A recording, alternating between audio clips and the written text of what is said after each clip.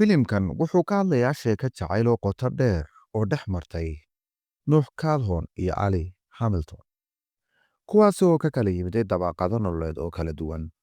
waa sheeko ku saabsan jacayl, murugo, kala fogaansho iyo dib u midoobi. assalaamu calaykum.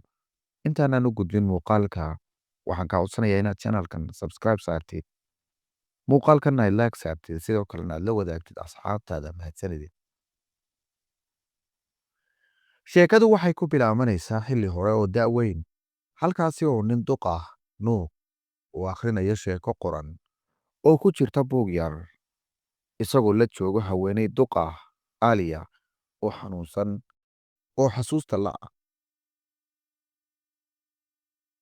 sheekadu waxay dib u noogu celinaysaa xilligii dhallinyarnimada sanadkii 1940kii, markaasi oo uu nuux ahaa wiil beeraley ah, nolol caadi ah oo dabaqada hoose iskaga nool. uu la kulmay ali hamilton, gabadh ka dhalatay qoys hodan ah. waxay ku kulmeen magaalada Saybrook ee gobolka South Carolina xilli xagaag ah. nuux wuxuu isla markiiba dareemay jacayl weyn, wuxuuna isku dayay inuu aliya la hadlo.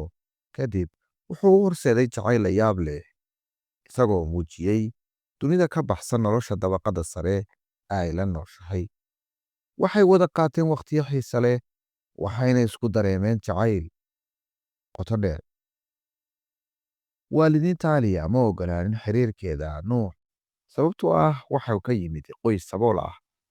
waxay ku khasbeen inay isaga tagto oo ay dib ugu laabato magaalada New York si ay waxbarashadeeda u sii wadato. nuux wuu ka murugooday, wuxuuna aliya u qoray 365 warqadood, hal warqad maalin kasta sanadkii, balse hooyadeed ayaa dhammaan ka qarisay.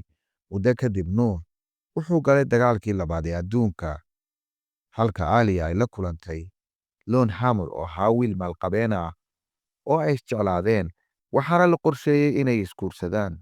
dhinaca kale nuux wuxuu ka shaqeeyey sidii uu dib u dhisi lahaa guur uu mar hore aliya la jeclaaday, isagoo weli jecel. kadib markii uu dhismaha dhammeeyey, sawirka guriga ayaa lagu daabacay wargeys, taasoo aliya ka argagaxday. aliya oo weli dareemaysa dareen xanuun badan, waxay go'aansatay inay la kulanto nuux ka hor inta aysan guursan lon.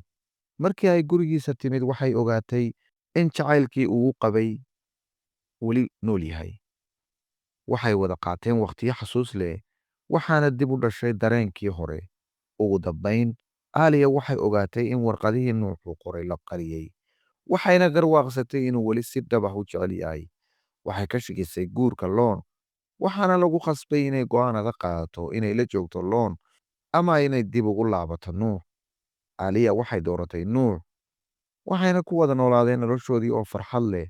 sheekadan waxay mar kale dib ugu laabanaysaa waqtiga hadda, halkaasoo nuux weli akhrinayo buugga The Notebook si uu aliya xasuusteeda dib ugu soo celiyo, xitaa haddii ay qabto xanuunka Alzheimer. mararka qaar aliya waxay si kooban u xasuusataa nuux, waxayna weydiisataa ma imaan doontaa mar kale.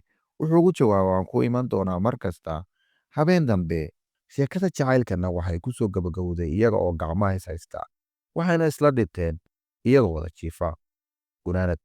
The Notebook waa sheeko jacayl oo muujinaysa in jacaylka dhabta uusan marna dhiman, xitaa haddii xasuusta la waayo. waa filim muujinaya sida jacaylka runta ay u adkaysan karo waqti, masaafo iyo caqabad kastaba. haddii aad halkan soo gaadhay, waxaan kaa codsanaya inaad channelkan subscribe saartid, muuqaalkanna aad like saartid, lana wadaagtid asxaabtaada mahadsanidin. sidoo kale waxaan iga mahadcelinayaa sida quruxda badan ee aad noo gaadhsiiseen 5,000 subscribe. waxaan rajaynaynaa inaan intaa ka badan aan isla sii jaan qaadno. waxaan kaa codsanayaa qaybta commentiga inaad nagula wadaagtid sheekooyinka filimada jacaylka ee noocan oo kale ama soo badinaa. haddii uu jawaabtaadu ay tahay haa, qaybta commentiga haa ku soo qor. mahadsanidin.